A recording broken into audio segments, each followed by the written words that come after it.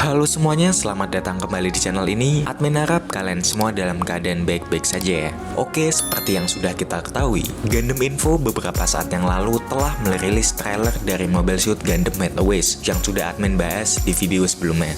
Nah, kehadiran trailer tersebut rupanya membuat euforia tersendiri bagi para fans penonton setia Gundam. Sebab terdapat banyak hal berbeda yang dihadirkan dalam film Gundam satu ini. Maka dari itu, di video kali ini kita akan bahas mengenai hal-hal apa saja yang dihadirkan dalam film Mobile Suit Gundam Head-Always. Oke, gak usah lama-lama lagi, langsung aja guys kita bahas.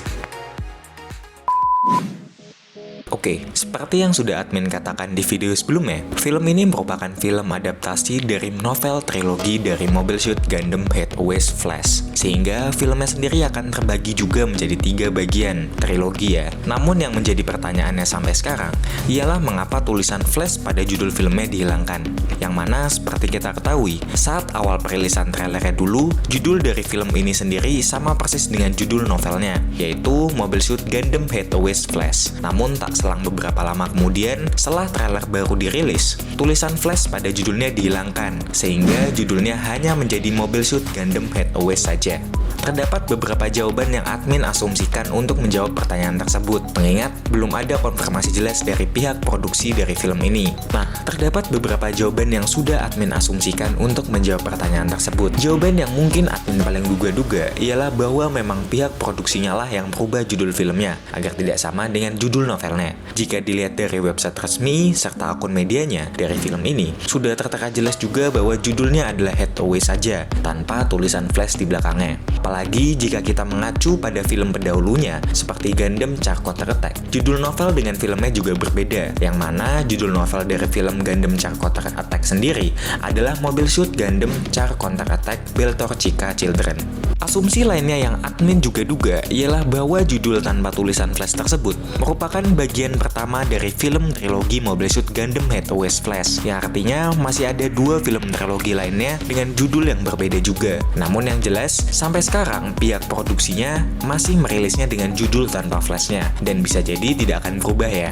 Dalam film ini, kita nantinya juga akan melihat penampilan Gundam dari tokoh utama yaitu Head-Always Noah, yang menyamarkan namanya menjadi Mafty. Gundam tersebut ialah Gundam Sea, Gundam yang memiliki bentuk yang terlihat sangat futuristik. Bahkan menurut admin sendiri hampir menghilangkan ciri khas dari model Gundam pada biasanya, yang biasanya ditunjukkan dengan bentuk yang ramping. Gundam Sea sendiri sudah ditunjukkan sekilas pada poster resminya. Gundam Sea sendiri dikembangkan berdasarkan mesin dari Gundam saudaranya yaitu Gundam Penelope, yang di film ini akan hadir sebagai musuh utama dari Head-Always dengan pilotnya yaitu Lan Aim. Gundam Penelope sendiri merupakan Gundam yang digunakan sebagai senjata tempur milik Federasi. Menurut admin sendiri, kedua Gundam yang dihadirkan pada film ini terlihat sangat futuristik namun terlalu berlebihan. Apalagi jika kita lihat dari bentuk Gundam Penelope, bentuknya hampir tidak menyerupai Gundam, tapi lebih terlihat seperti robot dengan bentuk naga.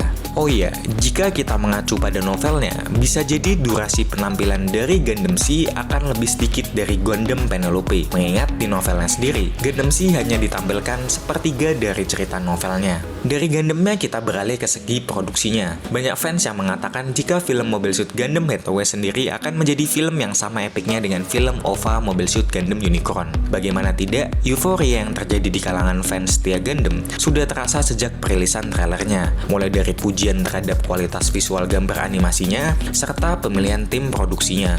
Film animasi Mobile Suit Gundam Head-Always sendiri digarap oleh Shuko Murase, yang sebelumnya pernah tergabung dalam proyek Gundam Wing sebagai desainer karakternya. Dari sisi skenario ada Yasuki Muto, yang sebelumnya pernah menjadi penulis skenario untuk film OVA Gundam Unicorn.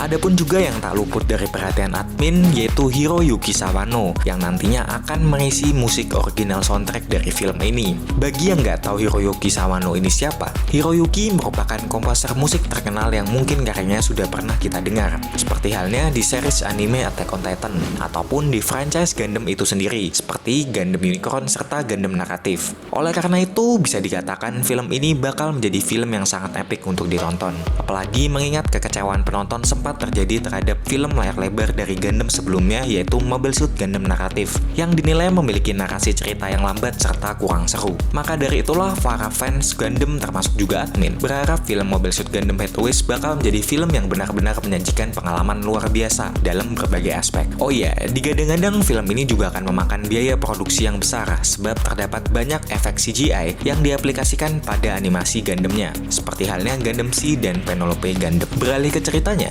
cerita dari film ini digadang-gadang akan mengambil suasana cerita yang gelap, seperti halnya suasana cerita yang dihadirkan pada film Mobile Suit Gundam Thunderbolt. Hal lainnya dalam segi cerita yang dihadirkan dalam film ini dapat dikatakan unik juga, sebab karakter antagonis yang dihadirkan bukanlah Zeon yang biasa kita lihat di film atau series Gundam pendahulunya. Zeon seringkali muncul sebagai musuh jahat dalam garis waktu Universal Century. Namun dalam film ini berbeda. Dalam film ini fraksi Federasi Bumilah yang memainkan peran sebagai antagonis, sedangkan peran protagonisnya dimainkan oleh Hetue Noa sebagai tokoh utama yang tergabung dalam organisasi pemberontak bernama MEFT. Organisasi MEFT sendiri bergerak untuk memerangi tindakan-tindakan pemerintah federasi yang sudah tidak manusiawi. Di sini Hetue Noa hadir sebagai pemimpin dari organisasi ini dan menyamarkan dirinya sebagai MEFT. Oke, lanjut kepada filmnya. Di film ini juga kemungkinan besar kita akan diperlihatkan flashback sedikit mengenai peristiwa-peristiwa serta hubungan yang pernah terjadi di film Mobile Suit Gundam Charge Counter Attack. Mengingat Hetue sendiri pernah hadir di film tersebut. Apalagi jika kita perhatikan di poster resminya, terdapat sosok Charge serta Amuro yang menjadi tokoh sentral dalam film Mobile Suit Gundam Charge Counter Attack, bahkan di garis waktu Universe Century sekalipun.